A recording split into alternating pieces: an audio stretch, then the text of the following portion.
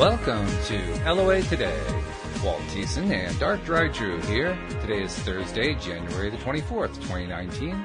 It's 4 p.m. in New York, 1 p.m. in Los Angeles, 9 p.m. in London, and Sydney, Australia is at 8 a.m. Wherever you are in the world, thank you for joining us for yet another episode of LOA Today, your daily dose of happy. The only unhappy thing is Steve Rowell had to beg out at the last second from joining us on the podcast today. So it's going to be Drew and I as we normally are. But next week will be a trio, so that'll be the time we'll be able to get into that, which will be good. And I hear the phone ringing. I guess people are ready to connect in here. Yeah. How you doing, Drew? We haven't talked in a couple weeks. How you doing? I've been doing well. I've been getting my life organized. I kind of lived my entire life up until now pretending I was organized, and now kind of fully aligning everything. Okay. Well, progress is good. That's a very good thing. Purging. Yeah. Deep purging the old Drew. Deep purging the old Drew. Wow. Yeah. That sounds serious. You know. I take it it's a good thing. I mean, the way you're saying that, it doesn't sound like it's bad, so. It's just, it's an interesting process. Like going from a caterpillar to a butterfly, you know? You have to recognize that you're a caterpillar before you can become a butterfly. I always wondered about that. You can't just keep, you know. I mean, do the caterpillars actually know that they're caterpillars that are about to become butterflies? Do they actually know that? I've often wondered that. You'd have to ask one of them. I'm not qualified to answer that. Well, since we don't have any caterpillars in the studio right here, we'll have to bypass that one. But anyway, people checking in to the live stream. So hello to everyone who's checking in. It's good to see you. As I said, Steve's had to beg out this week because he had a truly last minute engagement come up. So we will be inviting him back next week. But that gives us more of an opportunity to see what we can do to help our friend DarkDryDrew, who is recently graduated from college and trying to figure out life and gaining some benefit from our conversations. So I'm going to start with, where are you now? I mean, 2 weeks ago, we actually were talking a couple weeks ago about the organizing thing, and I was suggesting that you just go after life and so forth. Well, apparently you got the organizing thing fixed. So where are you at now? Yeah, I go back and forth between my parents' houses because I like to see. When I was a kid, it was split custody, and now it's like the flip flop. Is I just visit each parent. Mm-hmm. Plus, in California, like I don't want to pay $800 to $1,400 a month for a room when I could just hop back and forth and do what I was planning on doing anyway, which is, I guess, kind of just getting closer to my family. So that's kind of been a big focal point, and got some work stuff squared away. So like everything's falling into place finally. But there's always something new to learn, I suppose you could say. And so that's where lately it was like, okay, I have new goals essentially. So how can I better align my room and my life and my habits? I've been focusing like more on habits instead of goals. Mm-hmm. One habit, for instance, that's so simple, but it really takes a lot of effort, is putting things back where they belong. Yeah. And that was something that I sucked at my entire life up until recently, and now it's like, no matter what, like I have to put it back where it belongs. Uh-huh. And just that was like pretty monumental in sort of building that like, I guess the willpower and the determination to do something. Because even though it's like, oh, I need to go put this fork into the wash, and I need to like put these pants back on the shelf, and like all that kind of stuff. Mm-hmm. It sort of has been translating over to other areas, which is something that I didn't initially expect, if that makes sense. Okay. And you said that stuff had been kind of falling into place. For most people, that would be a pretty happy time, because it feels like, oh, wow, everything's going my way right now. Has that been your experience? I kind of like literally just finished doing all the building up to that stuff yesterday, so I feel like today is the first day where it's like, hey, I can just have fun now. Like last night I started working on my screenplay some more. I'm working on, because one of the things you mentioned was to feel it out, not figure it out. And so I've been working on that. Good. And just kind of seeing, like, not planning so much, but trying to just do exactly what I feel like doing at that time. And how's that worked? I mean, I'm getting the hang of it more, getting more in touch with, like, how I feel, and then trying to understand that. 'Cause that's something that I've never been good at, is, like, reading my own body. Even, like, I forget to eat, I forget to drink. Sometimes I forget to breathe. Like, so caught up in, like, complex things in my head that I forget, like, the basics of remaining alive, So trying to get all that on track and get my health stuff. Like, I've been eating at consistent times and going to bed at consistent times. Like, just that alone makes a huge difference, especially with my stomach problems and stuff. So, yeah, it's kind of like the cumulative efforts of months and months and months of figuring things out. It's falling into place. It's not, it's not a whole new system yet. It's sort of. So how does that feel? I mean, the fact that it's falling into place and that it's just all one thing after another, just kind of a cascade. How does that feel to you? It's feeling more relaxing. Not like immediately. It wasn't like an immediate, like, wow, thank God that's all over. Right. Like when I would finish like finals in college, something, it was like, oh, that's all over. Like, but this is different. This is sort of like more subtle. Like, it's sort of just, like, just sitting here on my bed right now, looking around my room, being like, wow, this is totally aligned for what I want to be doing the next year.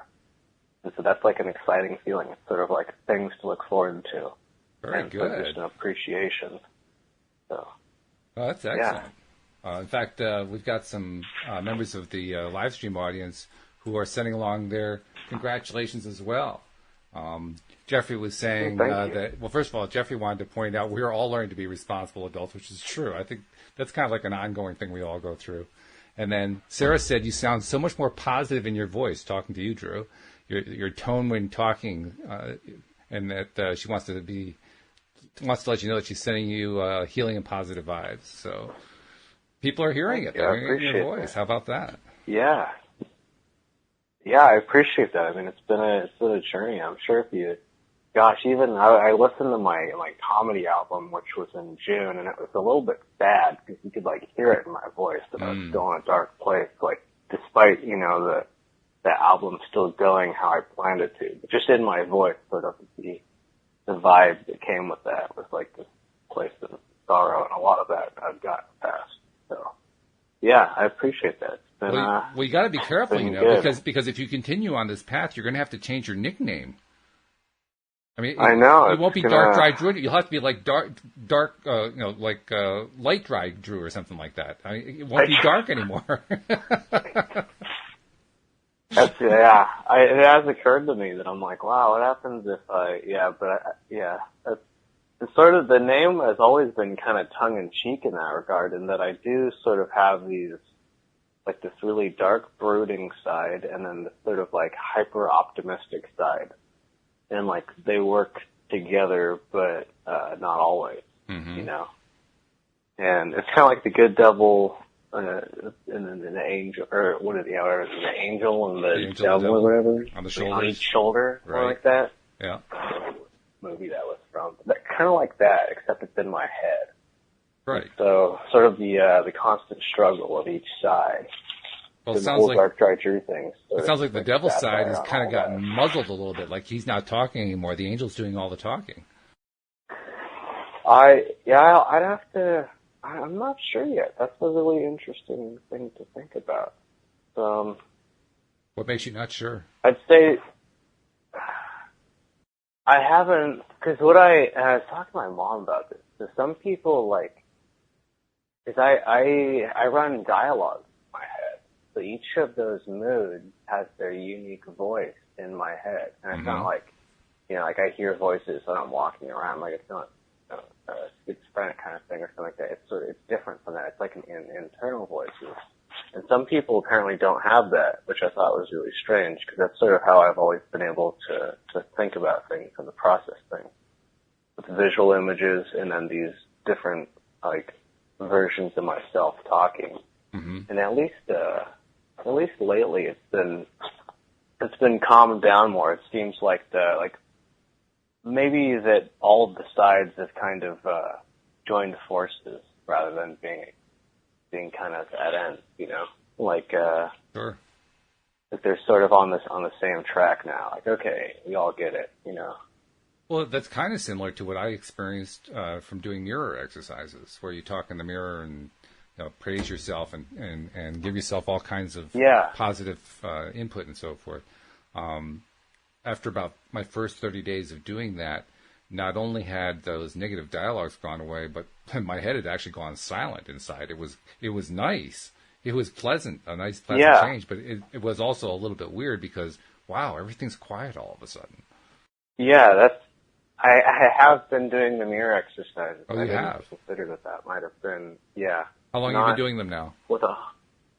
Probably since November, but not every day. So Okay. I wanted to get my rooms organized, and then now it's like, now my goal is to have like a 30-day plan. So like a workout plan, meditation plan, yoga plan, all of that to try and get some sort of, to find a way to like fit it into my routine. And the mirror exercises have been part of that. Mm-hmm. Very good. Yeah, I enjoyed them. Once you get over the whole, like, you know, I guess the awkward intro where you're like, I am talking to my face in the mirror. This is so strange and foreign to me. Isn't it? It's like, well, you know, only because you haven't done it before. Like, right. Yeah. Exactly. Did you find that, I know this is what I found, and others have found this, but I wonder if you found it too. Did you find after, say, 3 or 4 or 5 days, the strangeness wasn't nearly there the way it was the first couple days? Yes, although I still haven't gotten to the point where, like if someone walked into my room and they're like, what are you doing? Yeah, I'd actually kind of be like, you know, just 'cause I feel like I exhibit enough other signs that people might be concerned about me, that like that one would just, you know, they're like, Drew, what are you doing? You spend almost all your time alone, and now you're talking to yourself in the mirror. Like, what has happened? Yeah. Yep. So that's the one, but that's why lately I've been telling my family, like, just very, like, I was like, Mom, I'm going to be writing this screenplay for the next, I don't know, until it's done, and, like, I need to be locked away. It's a very emotional process, and so if you were to just barge in and I'm in a frenzied state, you have to understand that I'm just feeling what the film is in that moment. You know, it's just being honest about it. I guess I'll have to tell them about the mirror exercises too. Like, hey, look, sometimes I talk to the mirror. It answers my questions. Do you find that you get answers talking to the mirror? Yeah, kind of. That would be new I get for me, more right? when it's all dark in the room. Oh, okay. The mirror seems to bring like a sense of, I wouldn't even call it comfort, but more just a sense of like, of calm. Right. Sort of levels everything out. Not even necessarily like although I will say it could be and I'd recommend this to other people, like a good confidence boost. Yes. If you're like, I don't know, if you're about to go on a date or a job interview or even just, right. I mean, for me, just like talking to other people has always been kind of intimidating, like at first. I spend so much time alone that when I go outside, I'm like, oh gosh, I have to remember how to use my voice and how to not be all dark and brooding and don't talk like this and just and like mumble and stuff. So yeah, the mirror exercises will just be like, you know, look in the mirror, say a few positive affirmations, and it's amazing. It's like I mean, a good boost. Yeah, it's one of those things. I'm sure when you first started, you probably just went with it for the first couple of days because I said to do it. And then after some period of time, I don't know what the period of time was because it's different for everybody. For me, it was about 20 days. After some period of time, you started to notice some kind of a difference, which you may or may not have associated with the mirror exercise, but you felt something had shifted. Yes. Yeah, and that's one of those things where it's like you can't definitively say it's the mirror, especially because I've been doing so many other things. Mm-hmm. The one that I realized was sort of like, I could describe it as it's not about being positive, it's about being a positive being, sort of aligning all of these things. So like when I was just doing meditation, like, of course it didn't work, it didn't solve all my problems, like nothing is going to solve every problem. But then when I was, you know, not eating processed foods and doing meditation and doing like a little bit of stretching and, you know, brushing my teeth twice a day instead of once and like all of these things, then it started to add up. And so I think the mirror exercises that fit in all of that, where it's definitely like something that you feel better after you do it. That's kind of a good benchmark. Like, been drinking kombucha lately that I've made and Voss. And it's one of, like, even though they're so odd to me, having grown up on just like the American diet, it feels better after consuming it. So that was like the sign where I'm like, whoa, I don't feel dead afterwards. Let's be on the right track. Yeah. You know? Yeah, that's good. That's good stuff. Hey, we got a question for you and a comment. First, the comment. Sarah was saying that when your mind is silent and you're in the power of now, it's the best place to be to appreciate that moment. She says, I wish I could stay focused and remain in the now for longer periods, but I'm grateful to experience a little bit of it. Practice makes perfect, I suppose, which probably sounds pretty familiar to you after doing the mirror exercises for a while now. Yes. Oh, yeah. Yeah, especially that staying in the now thing's a challenge for me, too. Yeah. I'm in my head a lot, or like, I get distracted really easily. Like, I don't have ADHD, but I still get, like if we're watching a movie, like, all the lights have to be off, even if it's, like, just a little, like, the red light or the blue light on, like, the DVR or something like that. Like, I have to cover up all the lights, or else it's too distracting for me. Interesting. Or, like, at a concert, if someone, like, walks in front of me, like, it's too, like, I can't stop my mind oftentimes from focusing on all the external stimuli. Yeah. So, and then the question being in the now. The question comes from Jeffrey, and it's very open-ended. He says, what's DarkDryDrew's purpose in life? Oh, wow. That's, gosh. Let's see. I've kind of distilled it to a few things so far, but, well, for one, I'm 22 years old, so this is as far as I've gotten. But I would say the way, because I was really nihilistic, especially having had like chronic medical problems 10 years, and having it basically be unsolvable. It kind of, my friend, she's a scientist, and she told me about this study where they took rats and they shocked the rats, and some of the rats had a way to not get shocked, and some of them didn't. Right. And some of them would always go and find a way to avoid it, but the ones that couldn't, that would inevitably get shocked, they just were depressed and went to the corner and just like sat there waiting to die. Right. And so that was pretty validating, because that was like most of my experience from age 17 to even until maybe like June of 2018. And so getting over that, I was trying to find a way to get past nihilism, and it sort of gave me not entirely a life purpose, but sort of a better goal. And so I've kind of been thinking on this, that to me the universe is like one giant living entity, kind of how like we have like gut flora inside of us that have such a profound effect on our bodies, even though we never see them. They're microscopic. Right. And so maybe we're like that for the universe. And because you could argue like, well, you know, nothing you ever do is going to be important because eventually you'll be dead. And that was sort of where I was at. So I'm like, how can I get past, like, how can I defeat these beliefs that are self-defeating? Because even though they're valid in many ways, they don't actually make your life better though. And so you can still find another way that's a valid way of thinking, but that also makes your life better. And so I'm like, well, okay, there's future generations that I'll never meet. But seeing as where I'm at now, people in the past have determined so much of my life, so much of all of our lives. And so my goal essentially is to make the world better in whatever way I can contribute. So for me, that's through my comedy and my films and all my artwork. And then I'm looking at going and getting a master's in counseling and working with kids. Potentially, it's something I've been thinking about. So basically, just leaving the world a better place than when I entered it, even if that's, a marginal difference, even if my life contribution isn't much, but I'll do whatever I can. That's kind of my life goal. Jeffrey also asked for a little clarification. He said, what happened in June 2018? So after I graduated from college, my goal was to solve all my stomach problems, because I had severe IBS for about 10 years. And it had gotten worse and worse and worse. I was like suicidal freshman year of college, which would have been 2014, 2015, because I was sick every single day. Mm-hmm. And that kind of continued on until the next year. And it was something that I really didn't have the resources or time to fully figure out during college, because it was hard enough to just do the schoolwork and the internships and the jobs and stuff. And so after college, I'm like, okay, I can take, I had saved up enough money that I could take a year off. It's been about 7-8 months now, roughly. Mm-hmm.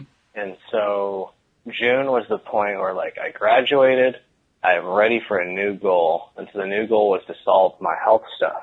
So, in June, I was, I think 175 pounds, roughly. Mm-hmm.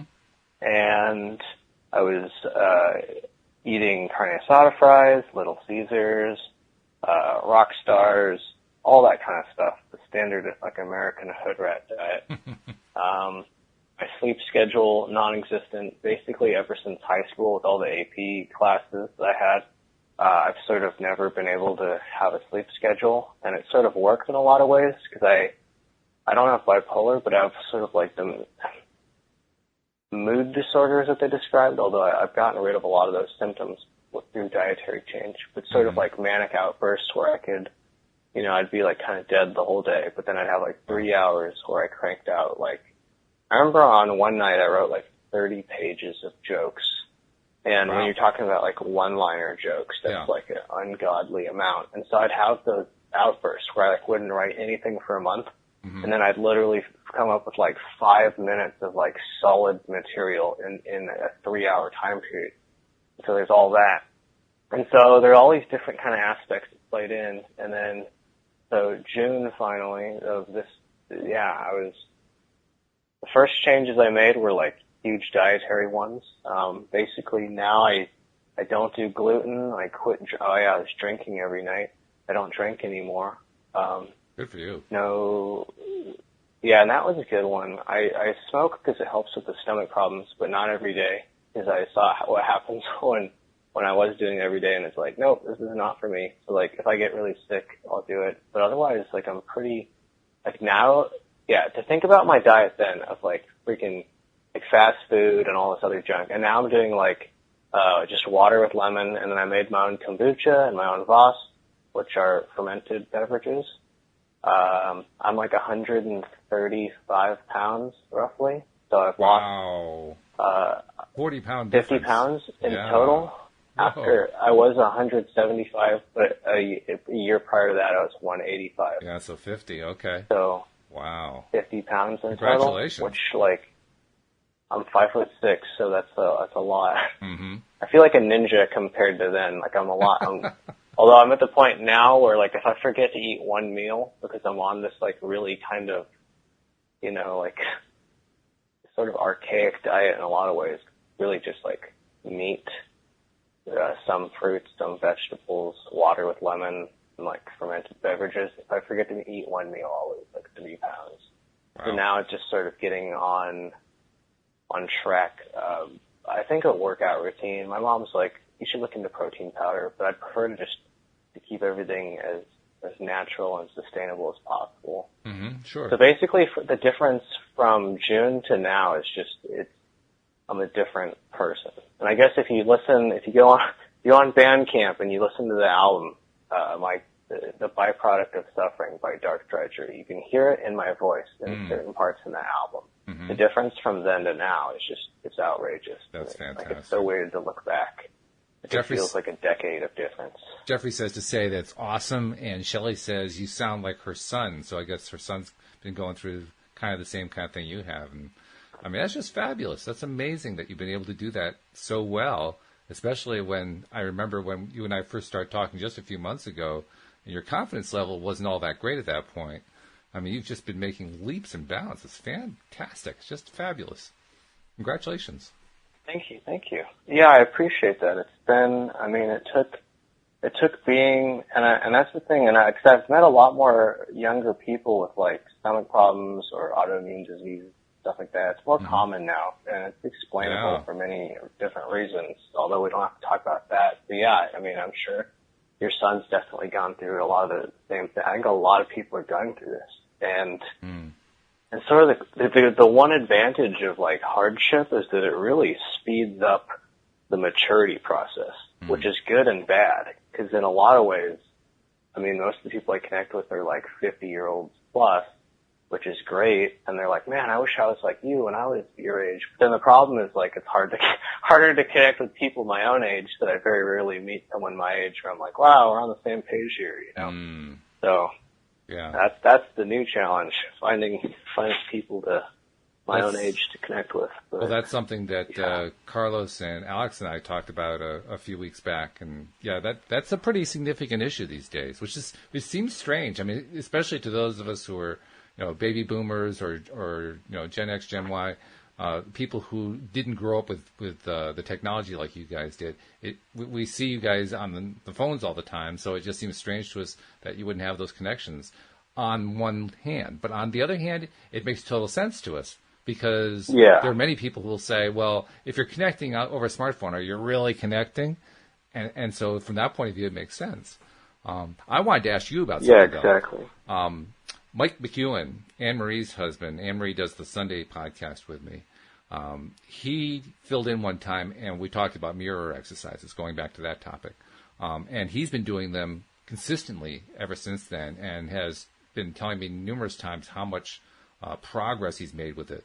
One of the things that he's told me about, and I'm curious to know whether you've had a similar experience, he's found that by doing the mirror exercises so consistently every single day, it's bringing up a lot of stuff, what we might call old tapes, you know, stuff that gets in the way, stuff that he had buried away and is now bobbing to the surface.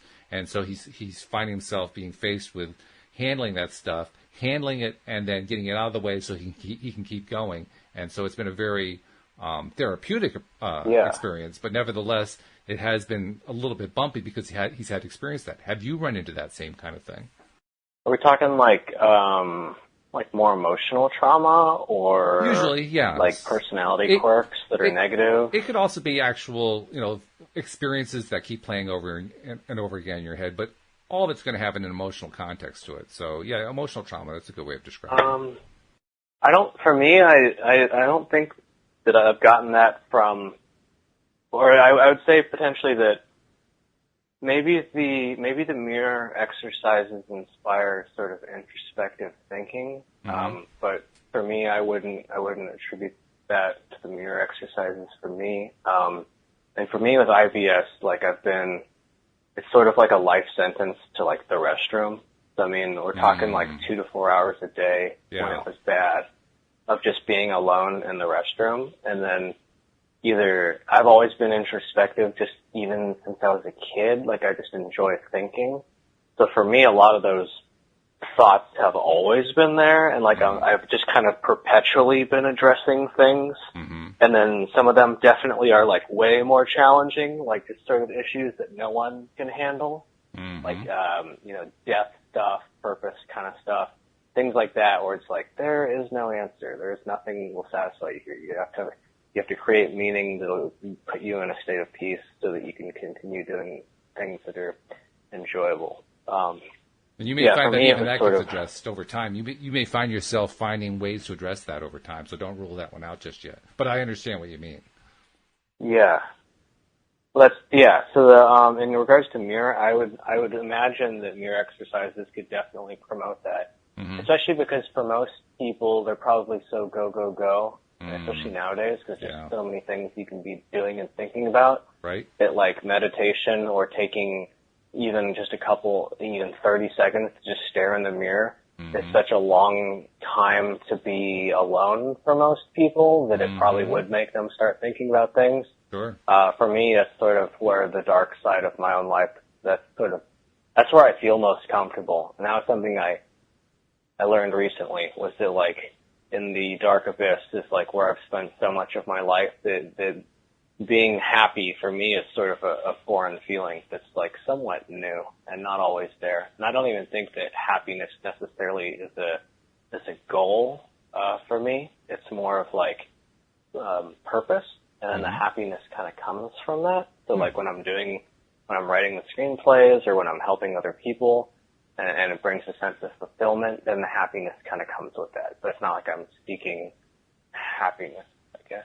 That's good, though. I mean, the idea of making it a purpose, I like that a lot, because that's taking control over it rather than expecting that it somehow comes upon you if you press the right buttons or something. That's a much better position, I would say. I like that. I like that you're doing that.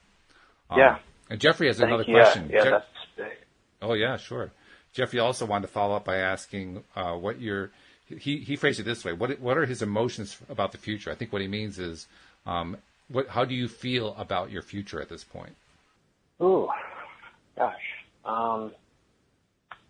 Well, one of the things that actually you helped me with this one a lot was like figuring out what I really, really enjoy, and so I kind of learned over the past few months since I started doing the podcast. Really was a big help. I love doing stand-up comedy when I write it, and then performing it's fun, but there's not much of an outlet for it. And so lately I've been kind of reconsidering how I want to go about that, because like the majority of like the scene is people that just grind and grind away, and I've never enjoyed anything that involves grinding in any capacity. And so I'm like, I'm not going to do that. Like I'm not going to freaking go into like these little dingy places 5 days a week.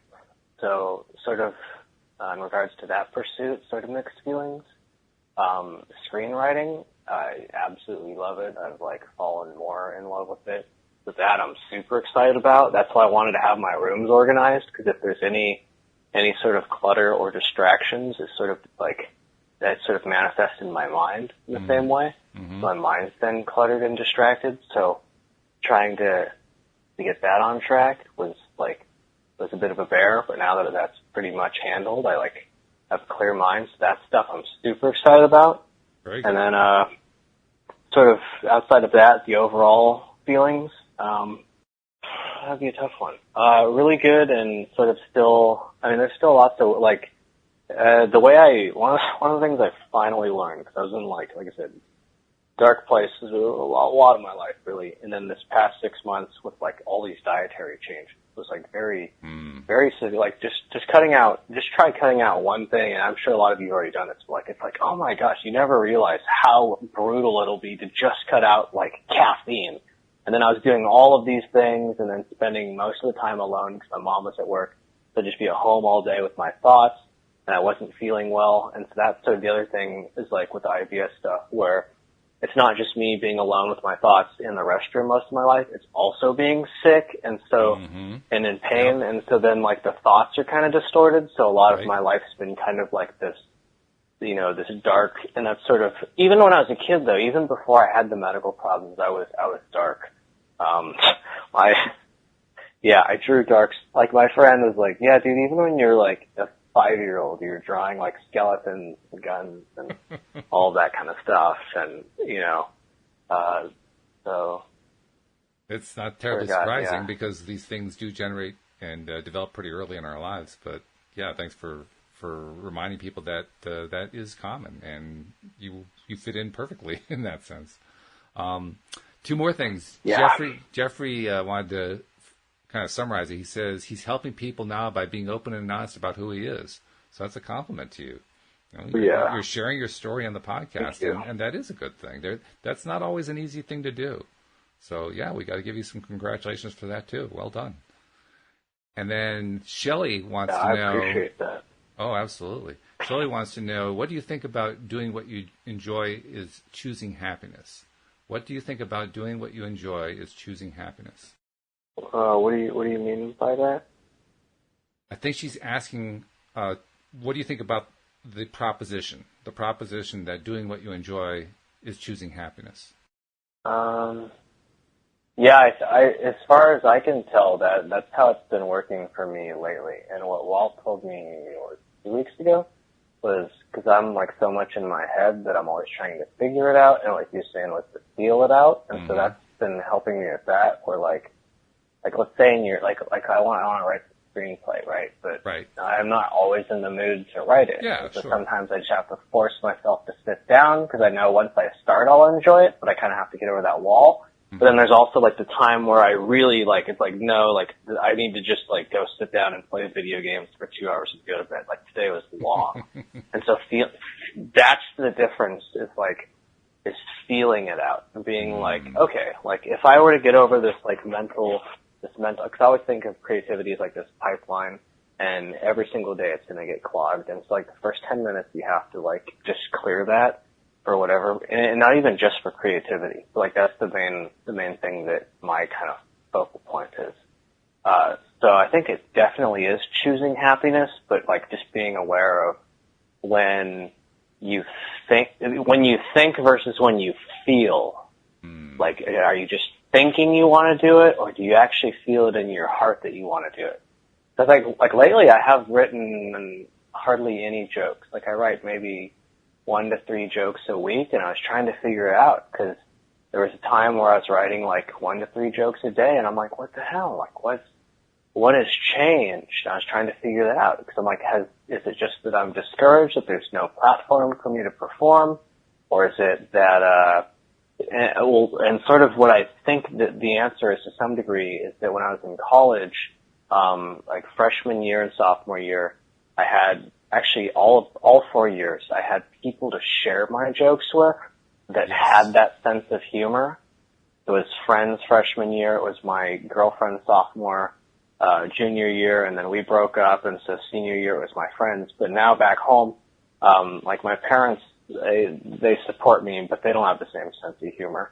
Partly that it's like really dark, and they kind of it's hard to see your kid or your kids like what are you saying all these things for? And they understand it and they support me. But so for me it was like figuring that out. Like, oh my gosh, like maybe part of why I'm less passionate about this lately is that I have no outlet for it. But then still in my heart it's still something I want to do, but maybe I'm just not ready for it. So choosing happiness might be to kind of like delay it and focus on something else.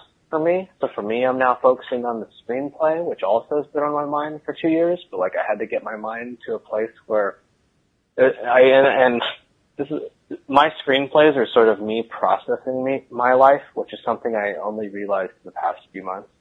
It's the first one I wrote, I've only written 2 so far, but the first one I wrote, I remember I was reading it to my then girlfriend, and it kind of freaked her out a bit because a lot of it had like parallels to real life, even though it was like, it's still a fictional thing.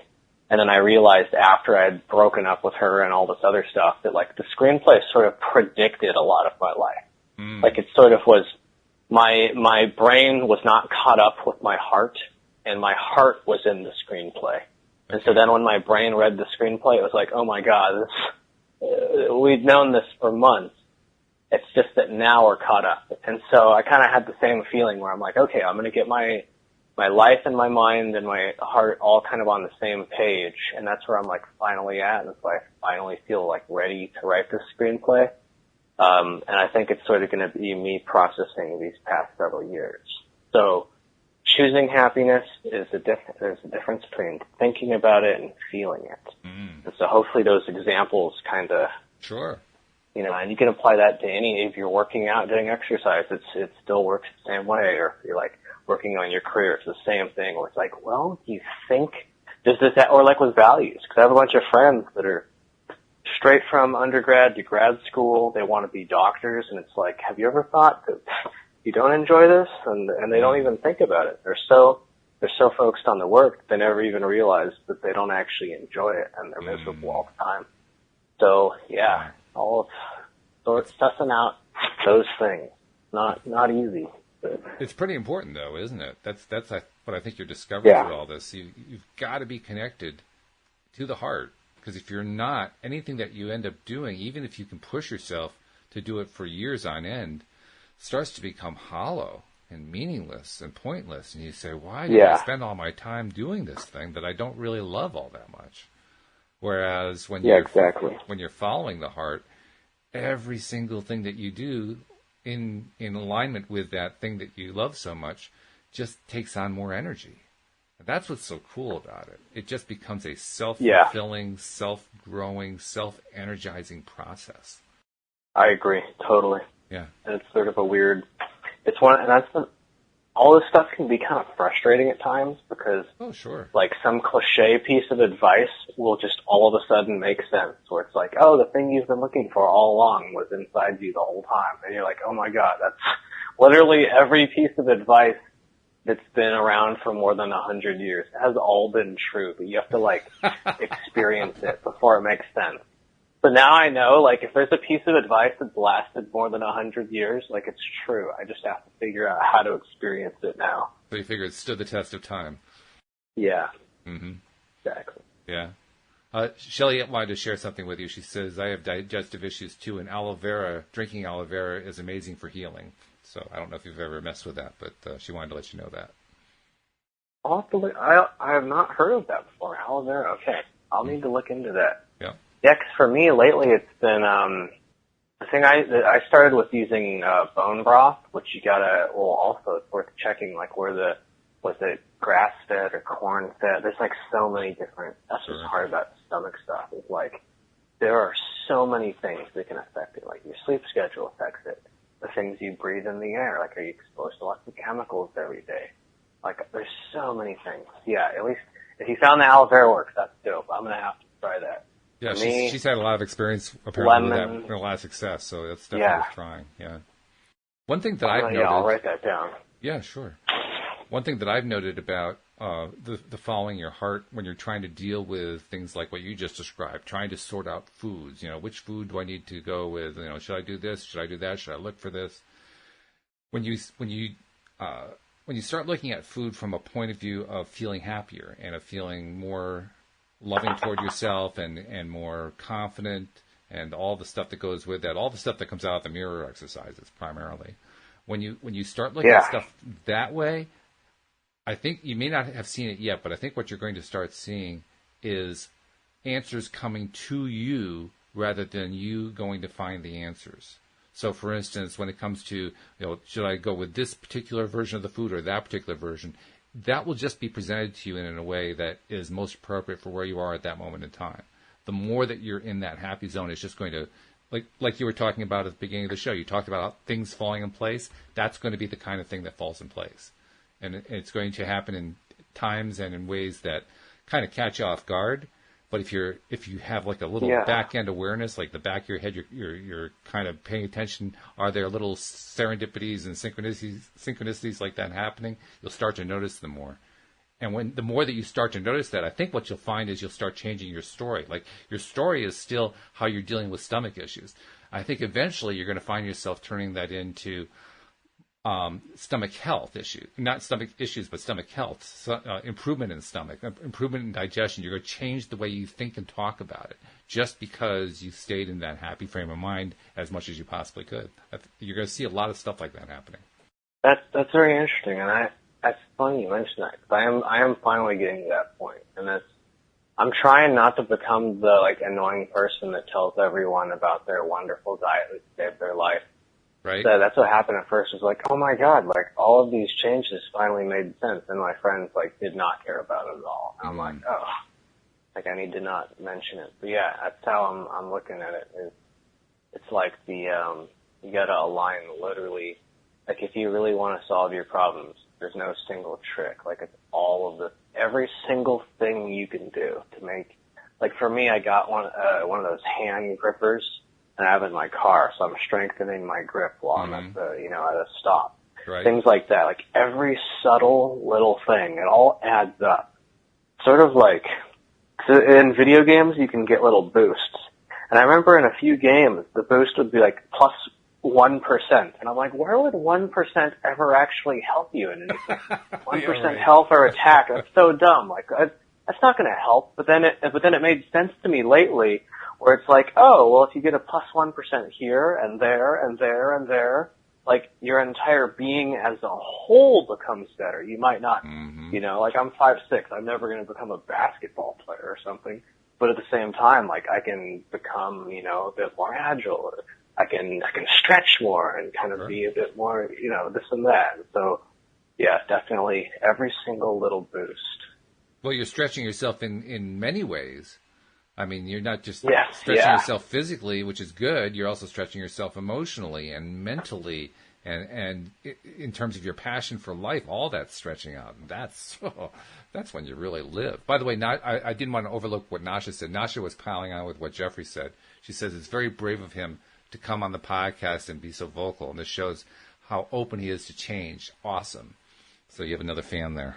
Oh, thank you. Yeah. That's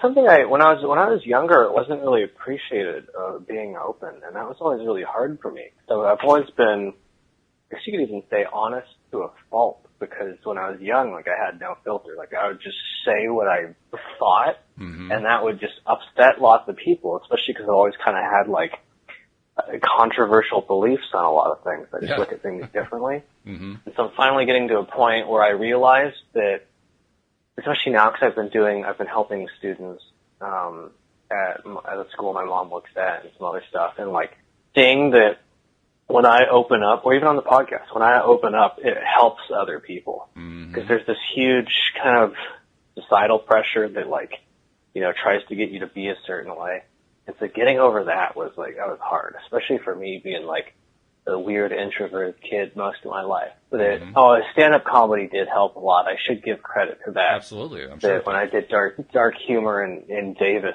for 4 years, like it's either gonna destroy you or make you really tough. And right. So yeah, that's true. Jeffrey also mentioned that, and this ties into what you were just talking about. He says it's like we work towards our blocks, and then they break open when they're ready and in their own way. That's what you're experiencing. That's what you're describing, right?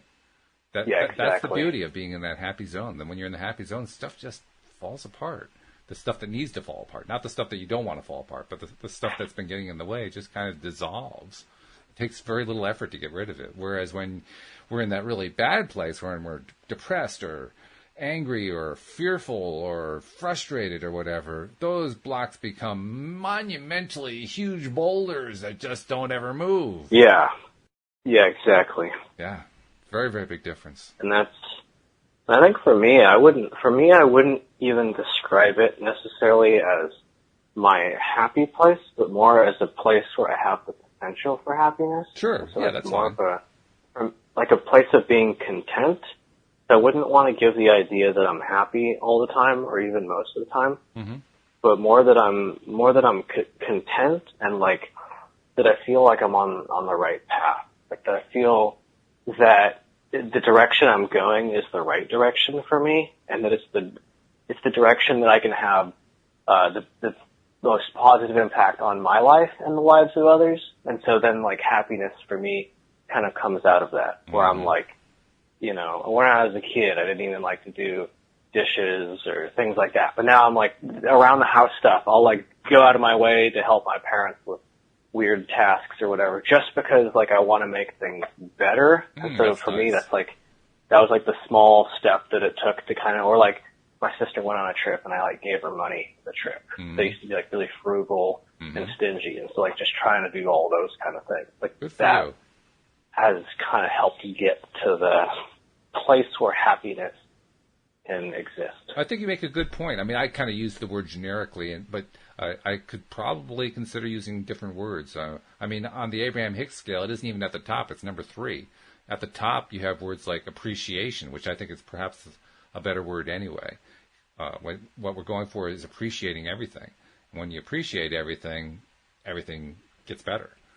So I don't know what word you'd want to use yourself, but I have to agree with you. I probably should use a different word besides happy.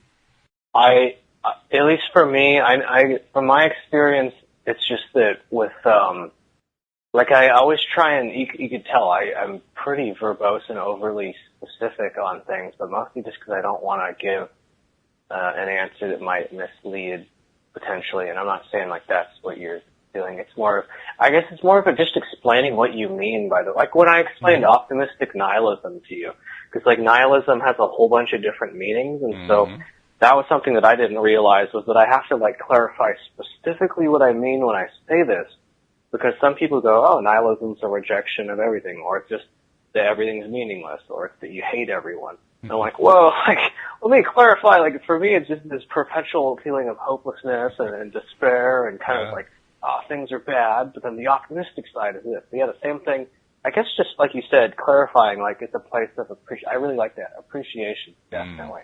Yeah, appreciation's a very and that powerful comes thing. with all these,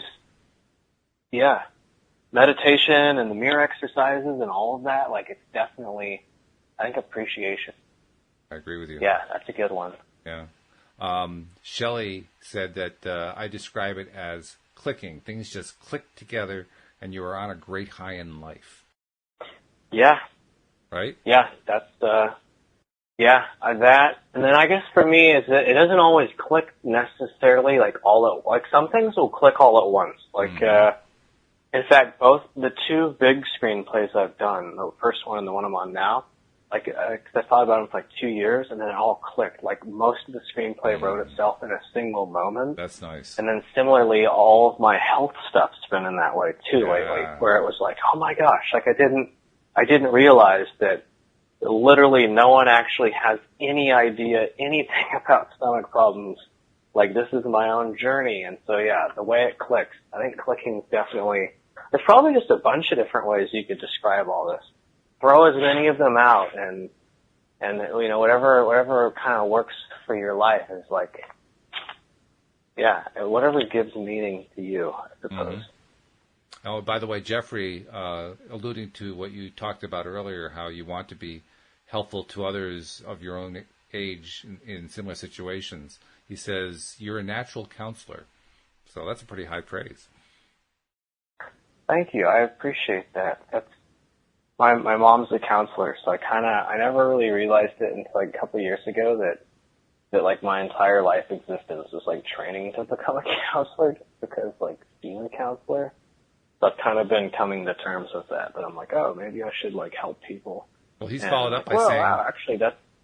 I'm sorry. I was just going to say, he followed up by saying, he, meaning you, is helping me right now, helping heal my younger self.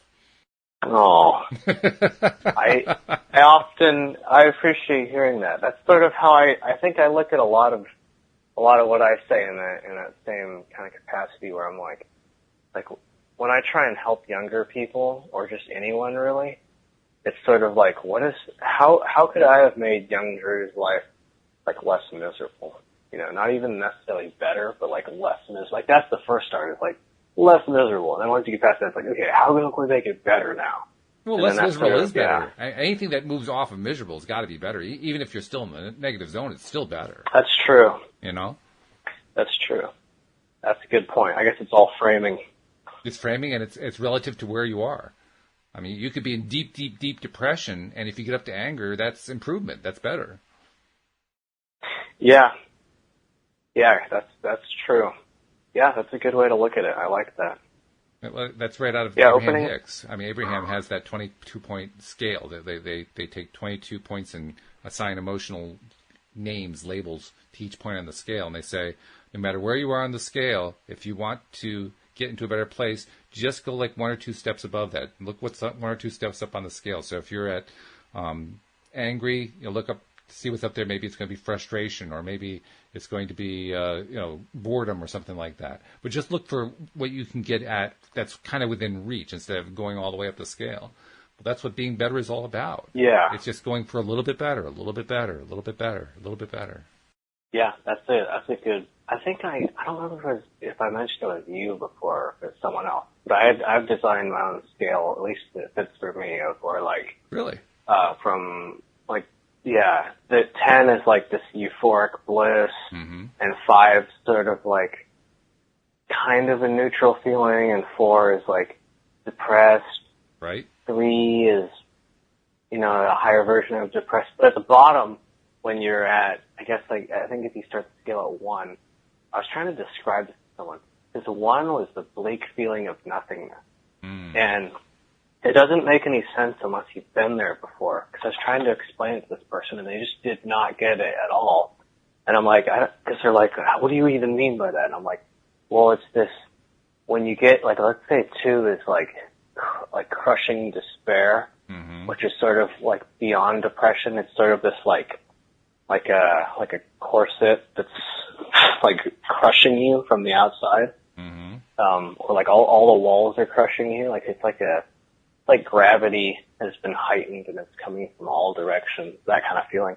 But then that bleak feeling of nothingness is the worst one because you don't feel anything. You just feel hollow. There's nothing. And that is the worst one. I would suggest that one is the equivalent of that mouse that can't avoid the shocks and crawls off into the corner. Yeah. That mouse is like, that mouse would be number 2, which is the, oh, you don't think the mouse is at number 1 yet? No, when the mouse crawls, the mouse wouldn't even crawl to the corner. The mouse would just be sitting on the edge of the bed, just feeling nothing. You don't even, and that's the worst one, because you don't even feel like a person. You just kind of feel like this husk. Because at least with emotion, even if it's like crushing despair all the way up to euphoric bliss, you at least know that you're still a person and that you're alive. But when you're at 1 and you just feel nothing, that, to me, it was the worst one. And I wasn't there too often in that place, but on a couple occasions. And that was, especially around the time of my breakup, it was this feeling of being dead, of like not existing. That one, I should probably think about all this more before we talk about it. We could talk about all this stuff, create a multifaceted, like, scale of, I don't even know what you'd call it, of moods. Because all the other stuff, like frustration and anger, I don't factor that into this one, because this one's more of just, like, moods from, you could call it happy to sad, but then but it's like when you're explaining it to a kid, like you can't really explain depression to children, because most children don't really experience it in exactly the same way until you kind of you get to a point of like, I have to be older to sort of, for your mind to kind of comprehend things differently before it really becomes depression. Although I couldn't say that for sure. I haven't met enough like depressed kids. And maybe probably is at age like 6 or 7 that you could really experience it. But yeah, that bleak feeling of nothingness. I don't know how many people reach that one, but that one's just, it's a very there's no words to truly describe how it feels besides nothingness. Yeah. Yeah. Well, it's disconnection from, or what they often call disconnection, turning off the connection, ignoring the connection that you have to feeling, because it's too painful. Everything that's been coming through has been too painful. You got to turn it off. You got to numb it in some way. You got to mute it. Turn the whole thing off. And then once you get there, it's like, yeah,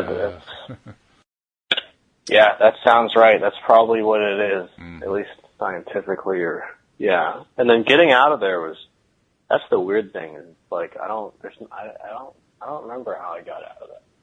One step at a time. That's how you got out. I guess. You made the decision, and then one step at a time.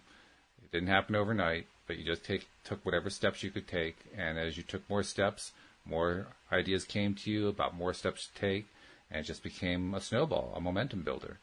That's what you went through. You developed the momentum of appreciation, essentially. Yeah. Yeah, I think that, gosh, I haven't, because for me that was that's the weird thing. It's like, it's a dark place. I kind of have this like vague recollection of it, but I don't remember the specifics, I just remember like sort of visual images in my mind of what the rough idea was. Well, unfortunately, we've run out of our hour, but that was really great. Thank you for sharing all that. I mean, just the fact that you've made so much progress, that alone is fabulous. And then the fact that you've been able to express it so clearly and with such great examples without any prior planning, that speaks highly of you. So, thank you for doing that, because that's really great.